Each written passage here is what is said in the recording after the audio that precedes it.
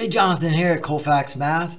Today I'm going to go over the HiSET exam, some strategies in doing well. I'm only going to go over the math portion of the HiSET, but I'm also going to talk a little bit about the differences between the HiSET and the GED.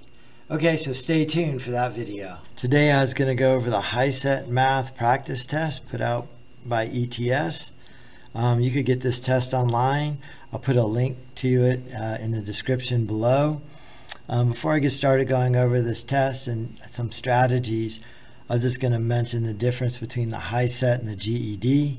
First big difference is the GED is good in every state in the U.S., and the HiSET is only accepted in maybe a little over half of the states in the U.S.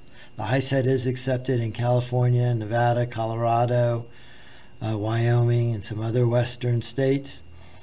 So make sure you look up if your state accepts the HiSET. But really doing well on the math portion of the HiSET is very similar to the GED math portion. Another big difference between the two, the HiSET you could actually take a paper copy or a computer copy, so you could do it on the computer or on paper. The GED is only offered on a computer. So if you like writing it out and holding the paper and pencil, the HiSET is an advantage. The HiSET has 5 separate subtests, and the GED has 4 separate subtests. The difference between them is the HiSET has the English split into reading and writing. And then the other subsets are math, science, and social studies. So they're pretty similar. They're probably pretty similar in difficulty. I do realize that a lot of people taking this HiSET have really had very limited math in the classroom, but that doesn't mean it's not doable. The key is you got to just break it down into little pieces and do one little piece at a time, so step by step. So you want big plans but little steps forward, so you're always going forward. Okay, before you do this standardized test or any other standardized test, I have 5 strategies. Number 1 is to prepare for the test, so do a lot of practice tests. So you can relax. If you're worked up and you don't know what to expect, it's hard to do really well. So prepare by watching videos like this, doing the problems on your own. Pace yourself. So I think on this test, you have 60 minutes and 32 questions. So you never want to spend more than about 2 minutes on a problem. So you pace yourself by figuring out how long the test is and how many problems you have. Mark up your test. You want to mark up the test. You want to highlight important things you don't want to miss. You want to circle key numbers. You want to write all your work out here. The reason why you write all your work out is if you run out of time and you move to the next problem, and then when you come back to this problem, you don't start it all over again, you're able to start right where you left off. When it's all marked up as well, it's a lot easier to check your work.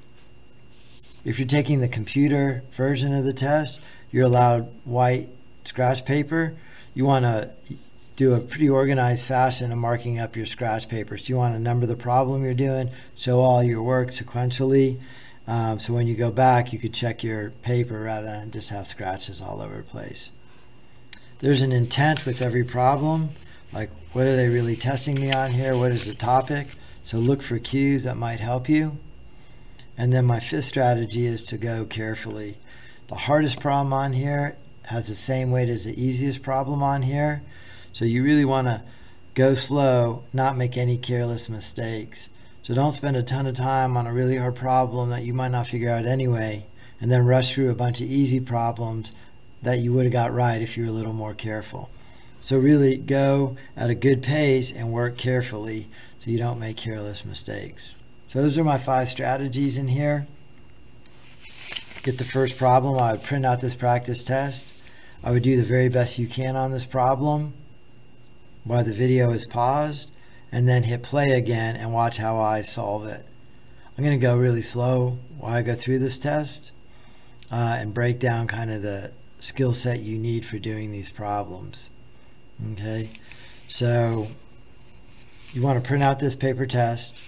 Do the problem, pause the video, do the problem first, and do the best you can on that problem, and then watch how I solve it.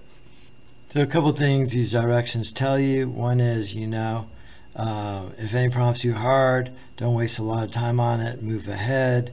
Bubble in correctly. If you're going to erase, make sure you erase completely because the computer scans this test. So really make sure you get that out and you bubble in correctly. Okay, of this test, about a fifth of it, 19%, is number and operations. Same thing, about 18% of it is measurement and geometry. 18% is data analysis, statistics, probability. I know they're scary words, but they're not that hard. And then algebraic concepts are about 45% of the test. Okay. Again, we want to time ourselves pretty well. I think this is kind of clear. You cannot bring your calculator in, but they'll give you a calculator if you're taking the paper test, or if you're on the computer, taking the test on a computer, there'll be a calculator on the computer. So I have a calculator right here. All right, so we're going to get started on number 1. Again, I want to spend about 2 minutes on it, and I want to mark it up as much as I can. A used motorcycle can be purchased for $500 cash. Not much of a bike. Or on credit for $200 down, plus $70 per month for 5 months. So all I'm really doing here is writing out the problem. I'm just kind of transferring this paragraph to a picture so I could decode what it's trying to say. Okay, so if you haven't done this problem yet, make sure you pause the video and do the problem before you watch me do it. All right, how much would be saved? So that's kind of a key word. Saved means what's the difference between paying cash and buying it on credit. So paying cash, I'm paying $500 for it.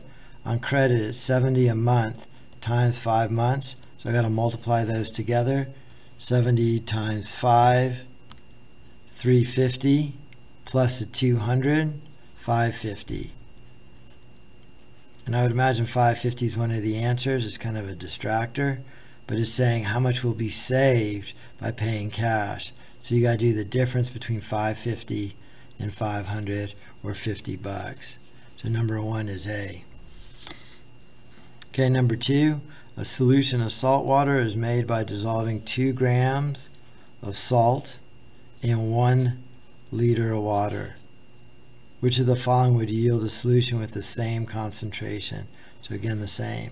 So if you haven't done this, go ahead and pause it and then try and figure it out the best you can, and then watch me do it. Okay, number 2, 2 grams in 1 liter. So I really converted this paragraph just into that one little diagram or statement there. And I think probably the best way to do this is through a process of elimination. So a ½ gram of salt in 2 liters, that doesn't even make sense, right? You're using less salt and more water. ½ gram of salt in half a liter, that's going to be, you know, there's going to be 4 of those. So I'm cutting the water in half, but I'm cutting the salt in half, not in half, but in 4s. So that's not going to work. 1 gram of salt, so half the amount of salt and half the amount of water. So that's it right there. But just as a double check, half the amount of salt and twice as much water. That doesn't even make sense. Same amount of salt and a different amount of water. That one doesn't even make sense. So it's a ratio problem where you're setting, it's really a fraction, you know, grams per liters of water.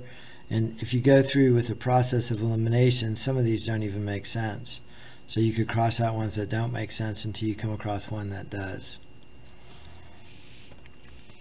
Okay, number 3, again, pause it and then watch me do it. An appliance store uses the following formula to set its selling price. The price is what they pay for it, the cost of it, plus 25% of that cost.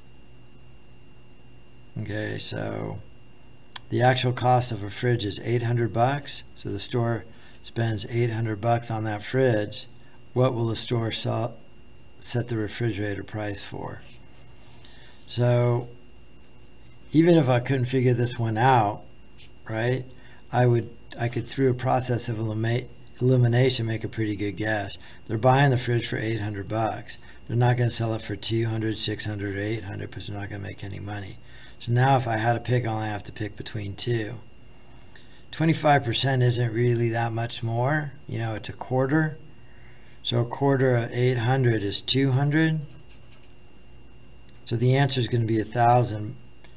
And it even kind of makes sense. Like if you had to reason your way through it, if it's a 25% markup on that, you know it's not going to be 1,400. 1,400 is almost twice that price. The right way to do it is to find 25% of 800. And you could do that by going 800 times 0.25, which will give you the 200 to get $1,000. But kind of the point I'm making as well, that on a lot of these, you might be able to get them right just from some reasoning and crossing out things that don't make sense and making pretty good educated guesses. All right, let's keep going.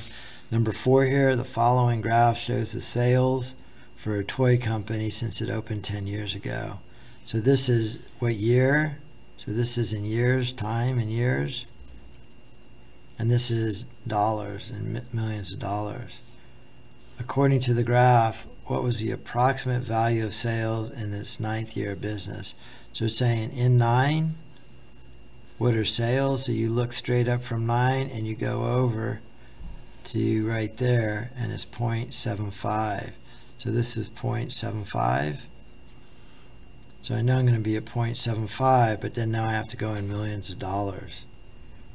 So 0.75 isn't quite $1 million, right? It's 3/4 of a million. So I look on here, and this is 3/4 of a million. So number 4 would be C. All right, number 5 here. These are all just crazy lines to kind of distract you. But let's see what they want you to do. So again, pause it, read the problem, do the best you can, and then play the video and see how I solve it. Although the numbers are not included on either axis, it's possible to determine from the shape and location that the equation is this.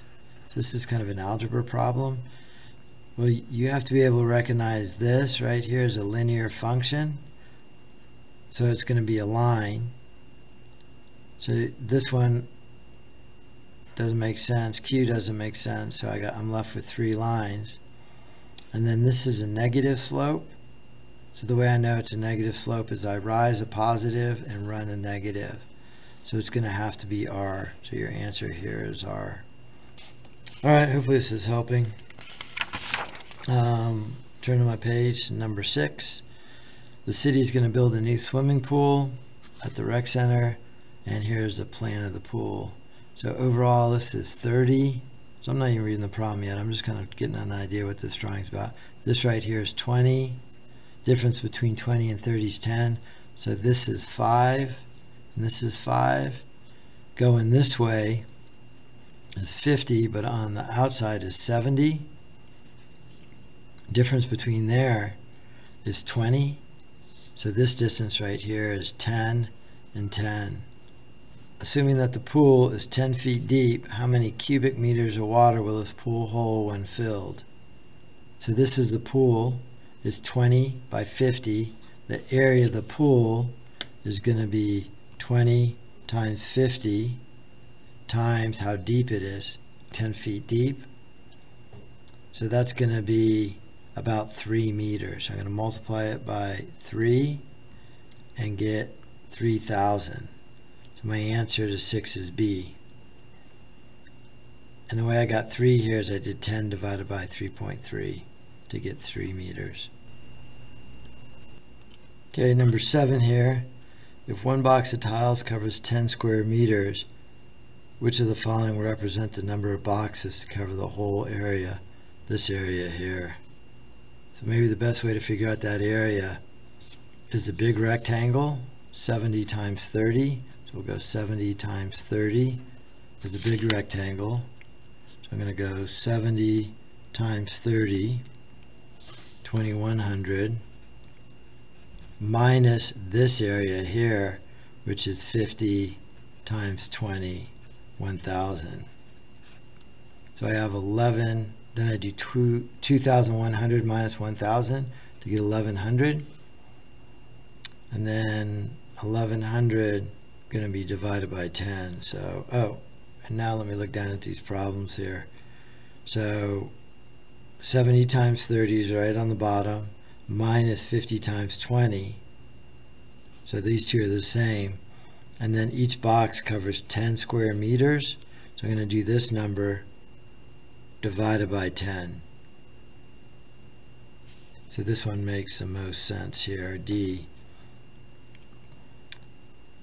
Okay, number 8. The rec department wants to put in swim lanes along the length of the pool. If each swim lane must be 8 feet wide, which of the following represents the best estimate for the number of swim lanes there can be in the pool? Again, here's a conversion. So we want 8 feet wide, and this is meters. So I think what I'm going to do here is, if the pool's 20 meters wide, I'm going to multiply it by the number of feet, and that'll be the overall width. And then I want an 8 foot wide lane, so I'm going to take this number and divide it by 8. And there it is right there, part B. So 8 is B. To maintain water purity, 1.5 kilograms of a chemical is added for each 1,000,000 liters of water. So 1,000,000 liters of water.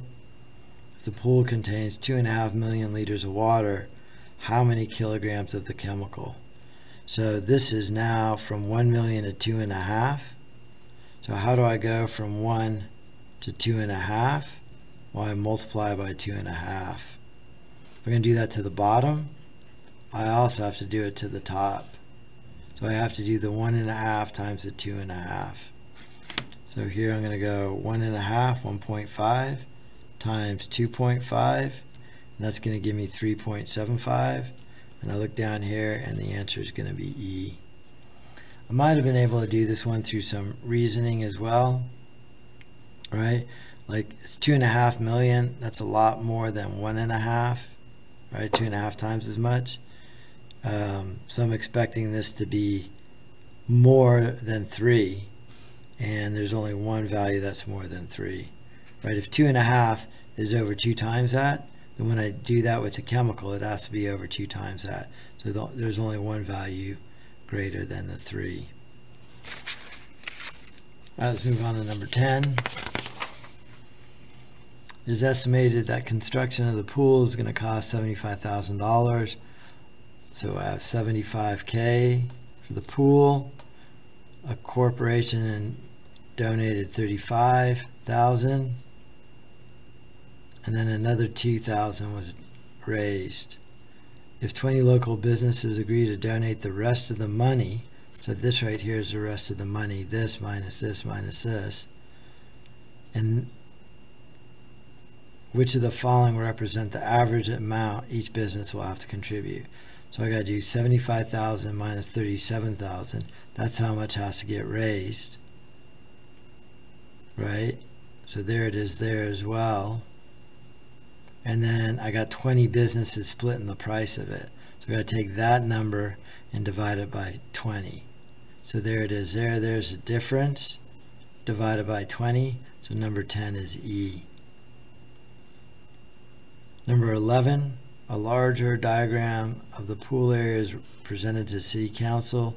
If each inch, 1 inch, equals 5 meters, so I'm just converting that. 1 inch equals 5 meters.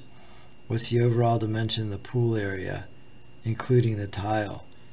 Let's go back to our diagram here. 1 inch equals 5 meters. So if this is 70 meters, I'm going to do 70 divided by the 5 to get 14 inches. What are we asking me? What are the overall dimensions of the pool area, including the tile? So then that would be 14 inches. And then I'm going to do 30 divided by 5. The length of this, 30 divided by 5 to get 6 inches. And I'm looking for the dimensions there. And it should be, what are the dimensions of the pool? 14, oh sorry, too high up there. 14 inches by 6 inches. And there it is right there, 14 by 6 inches. All right, I think we're done with the pool there, thankfully. All right, number 12, the relationship between rate of speed, distance traveled, and time traveled is given by the following equation. Rate equals distance over time. If rate stays the same, which of the following must be true? So I think probably through a process of elimination on this one.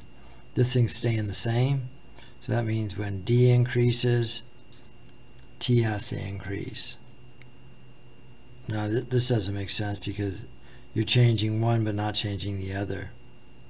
And that's what B is saying too. One changes. This is saying they're going in opposite directions. That doesn't make sense. Going in opposite directions, that doesn't make sense. But E is saying when T decreases, they go in the same direction. So for this to stay the same, they both have to go down. So number 12 is E. All right, number 13, solving an equation. To solve an equation for x, what would be the most logical first step?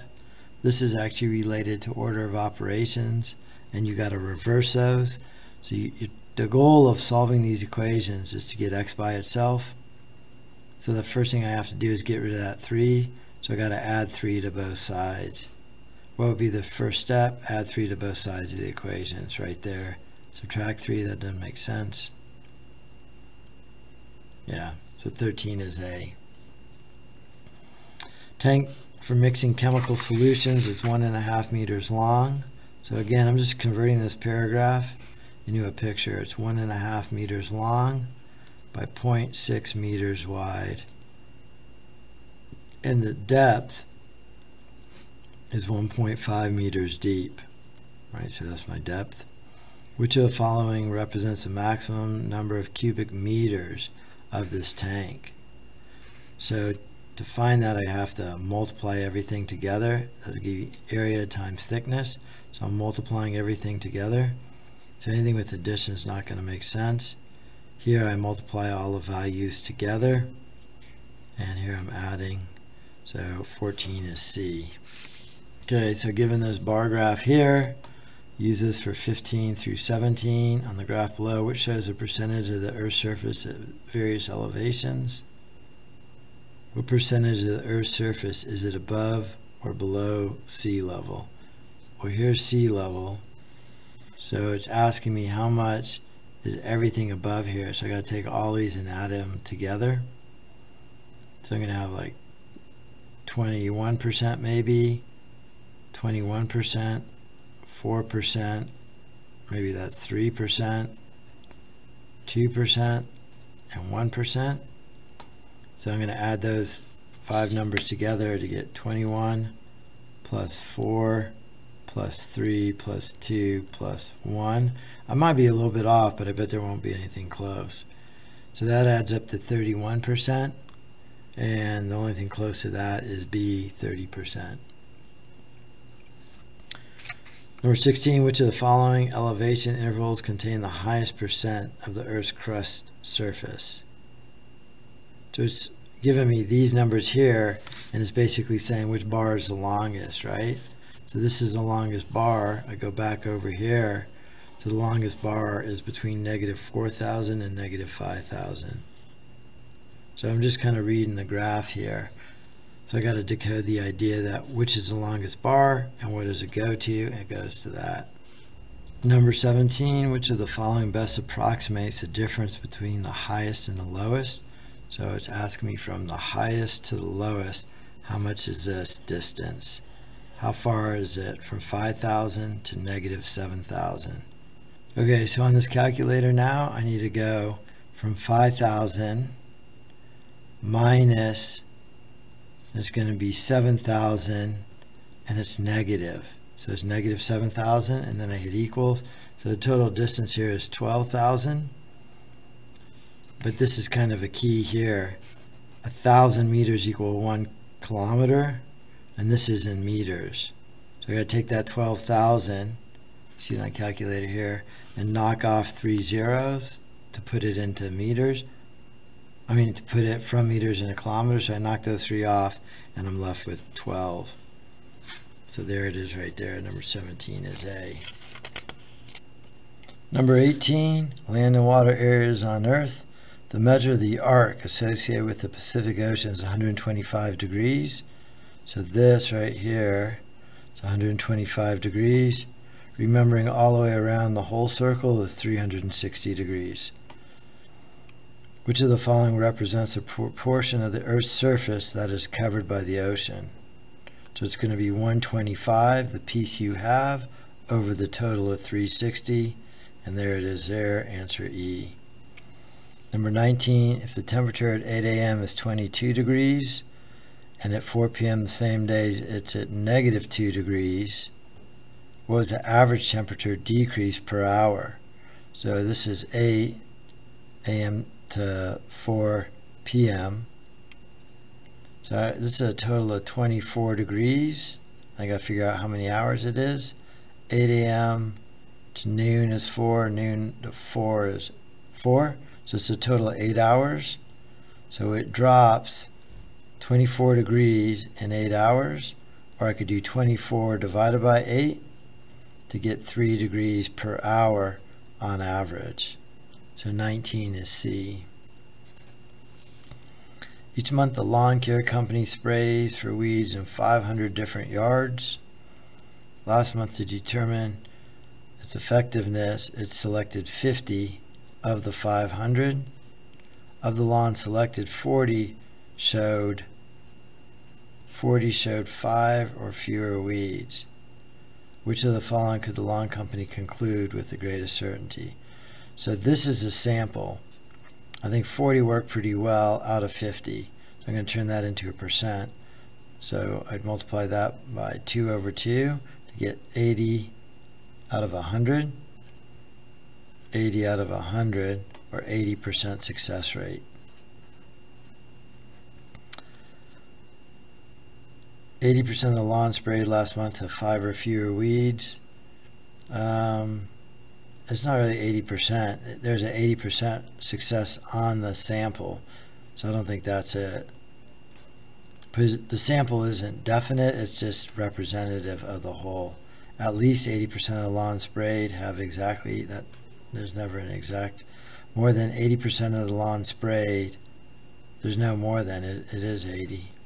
It is likely. Oh, there we go. That's a good word right there, because this is a sample, so it's looking at a probability or the likelihood. It is likely more than half of the lawn sprayed last month have 5 or fewer weeds. That is true. I'm not positive that's the best answer, but that's true. It is very likely that more than half of the lawn sprayed last month have at least 5 weeds. That doesn't make sense. So D is the best answer there. Okay, 21. Which of the following correctly expresses X yards, Y feet, and Z inches? So there are 12 inches to the foot, 3 feet to the yards, right? So yards are going to be the biggest. So, and I want to know everything in inches, right? So if X is yards, I need to multiply that by 36 to get inches. If Y is feet, I multiply that by 12 to get inches. And Z, I don't multiply it by anything. So those don't make sense because I'm multiplying Z. So here it is 36 times the number of yards, 12 times the number of feet, and Z inches. And actually, if you looked at C, that doesn't make sense either. How could you have 36 and 36? So even if you don't get it through a process of elimination, you could kind of figure out that 21's A. 22, a fence encloses a rectangular field. So again, I'm just drawing a picture of the words. That is 300 feet by 100 feet. A cow's tied to a fence post at a corner. If the rope is 50 feet long, which of the following represents the grazing area of the cow inside the fence? So the rope's 50 feet, like that. You pull that thing tight, it's going to spin this way. Right? So it's going to give you a quarter right there. So area of a circle is pi r squared. that's going to be the radius of a circle, right? The whole circle would be here. So that would be 50 squared, right? Pi r squared, so 50 times 50 times pi. I don't want all of it, I only want 1/4 of it. So I'm going to do 50 times 50 times pi, dividing it by 4. So there it is right there, right? There's a whole circle, 50 times 50 times pi. I don't want the whole circle, I only want 1/4 of it, so I divide it by 4. Okay, number 23 here. It says the unit measurement used to describe the energy produced by this thing. The numbers are below. All of that's really kind of a distractor. You don't need to know any of that. How many more electrons are produced by the new model as compared with the original model? So I'm going to do this minus this. So this is actually 8 times 10 to 11, means 8 with 11 zeros on it. 1, 2, 3, 4, 5, 6, 7, 8, 9, 10, 11. And then this is a 2 with 10 zeros on it. So it's going to be this all the way down. And then I'm going to subtract one from the other. That's going to leave me with 80 minus 2, 78. 78 with 10 zeros. 78 with 10 zeros, or 7.8 with 11 zeros. So 23 is going to be A. That's a hard one. It's really on scientific notation. 24, the diagram below shows a coordinate grid. What are the coordinates of the point where the graph y equals negative 4x plus 8? So this, you just have to know the algebra here. This is y equals mx plus b, where m is your slope and b is your y-intercept. So you're going to start at 8, rise to negative 4, run 1, rise to negative 4, run 1. So I'm going to go through that right there. And I could see that point right there, over 2 up 0 is on my graph, so that one works. That doesn't, and then the other one works. So 24 is A. The other way you could do it too, if you can't remember graphing, is you could just take these values here. The first value would be x, the second value would be y, and then plug them in for x and y and see if they hold true. So I plug 2 in here, I get negative 8, plus 8 is 0, so I could see it works that way. So 24 is A. 25, Kyle purchased a padlock with the combinations, 3 digits, 1, 2, 3 digits, 0 through 9, so that's actually 10 different numbers, right? Because you could have 0, 1, 2, 3, 4, 5, 6, 7, 8, 9. So that means there are 10 possibilities that could go in that first spot, and then 10 possibilities, and then 10 possibilities. So 10 times 10 times 10 is 10 to the third. So 25 would be B. All right, these last few problems are pretty hard. These are all what I would call Algebra 2, Integrated 3, like third year of high school math. But I'll run through these. These are at a different level of difficulty than the other ones. So you're flying an eagle, which is the height in feet above the ground. So I have opposite. If this is 25, this is 25. This is right triangle trig. The only thing to find sides with right triangle trig is the word tangent.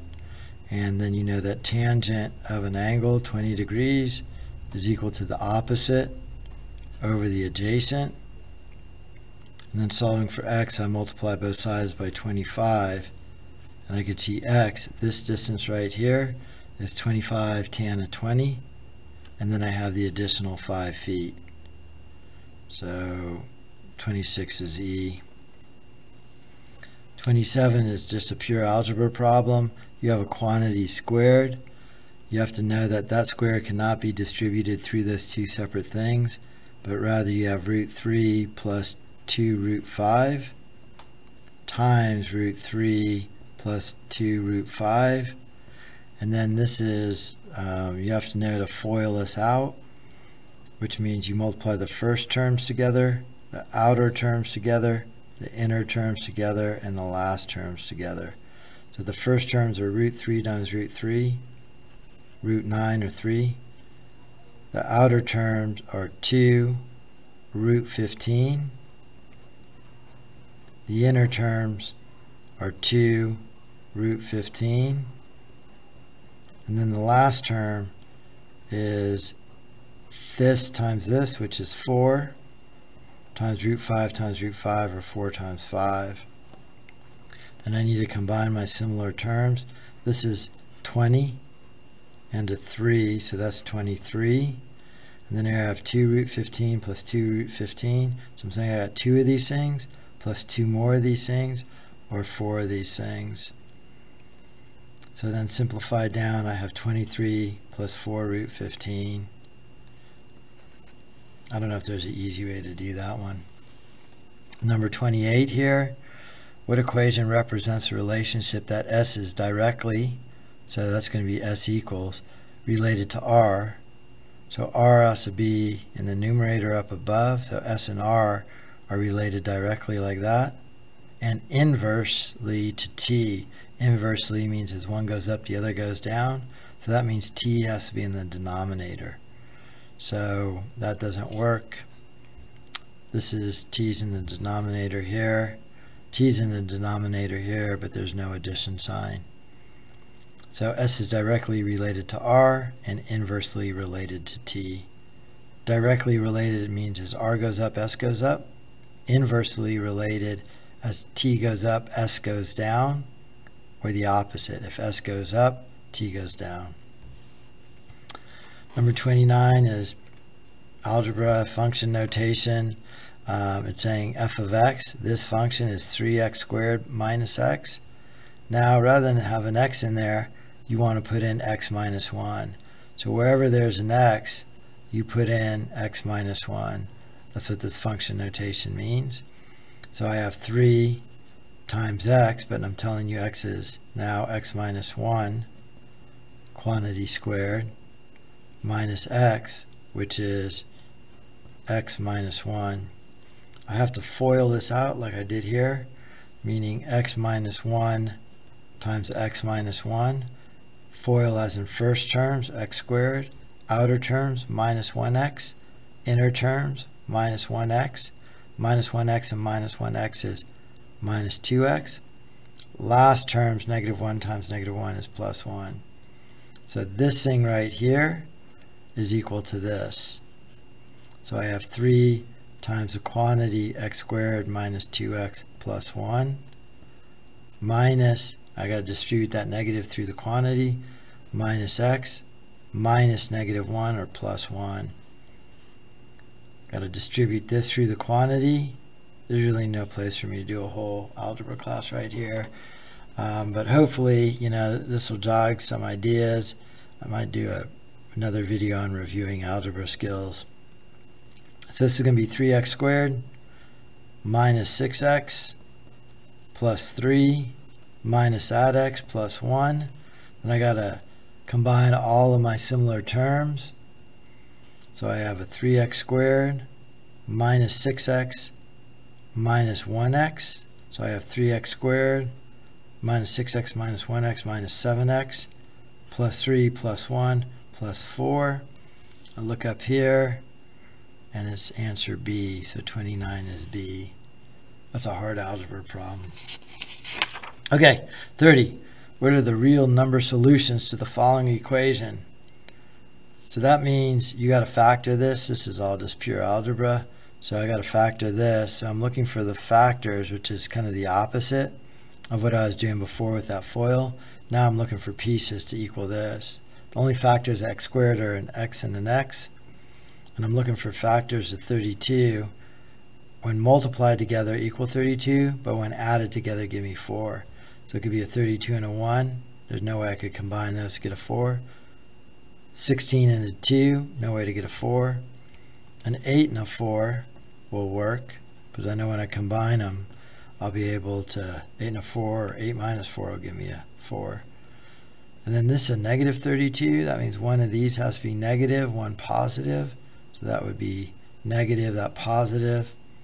My double check is to FOIL it back out. X squared plus 8x minus 4x gives me that 4x minus 32. now I have one thing multiplied by another thing to equal 0.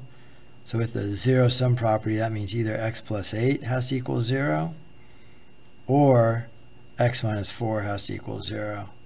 Subtracting 8 from both sides, x is negative 8. And in this equation, add 4 to both sides, x is equal to 4. So I have two answers. X could either equal negative 8 or 4. And there they are, answer A. Down to 31, just some pure algebra. Factor the following expression. First thing in factoring you want to do is pull out the common term. There's a 2 in every one of these. I'm going to pull that out. There's also an x in every term. I'm going to pull one of those out. Once I pull a 2x out of here, I'm left with the x squared. I pull a 2x out of here, and I'm left with a negative 5x. And I pull a 2 out of here, and I'm left with a negative 6. The check of factoring that out is distributing that 2x through the quantity. 2x to the third minus 10x squared minus 12x. So I see I factored it well. So that 2x is out front. Now I have to factor this. Again, the only factor is x squared, or x and an x. Factors a 6 to give me a 5. A 6 and a 1 will probably work. Try that. So I'll try a 6 and a 1. One's negative, one's positive. This one has to be negative to give me a negative 5. This one's positive. Again, I got to FOIL this. X squared minus 6x plus 1x is negative 5x minus 6. So I could see that's my check. So 2x, x minus 6, x minus 6, x plus 1 is right there, answer A. Finally, number 32, suppose function f of x and g of x are inverse functions. What line is the graph g of x a reflection of the graph of f of x? Well, let's say f of x look like that, g of x look like that. They are a reflection over the line y equals x. This is kind of algebra function notation. The reflection over the line y equals x, because what you're saying is when they're inverses, you're really switching your x's and y's. So they should be a mirror image of each other over the line y equals x, or D. So 32 is D. Okay, well, that's it. That's the exam. I sure hope this helps somewhat. I know it's kind of long and hard, but I think if you break it down into pieces and just try and do one problem, do the best you can, watch my solution, and keep working on it. I've kind of tried to identify some of the skills and strategies so you could kind of further your learning. Another great thing to do too to make your way through this exam is actually go to adult school. A lot of adult school have fantastic programs that could kind of break it down and teach actual lessons in all of these math. So thanks for watching. I hope it helped you. If you liked it, hit subscribe, hit the bell notification, and I'd like to hear your comments below. Hopefully you'll take this test and do well on it. I'd like to hear that you did. Thank you.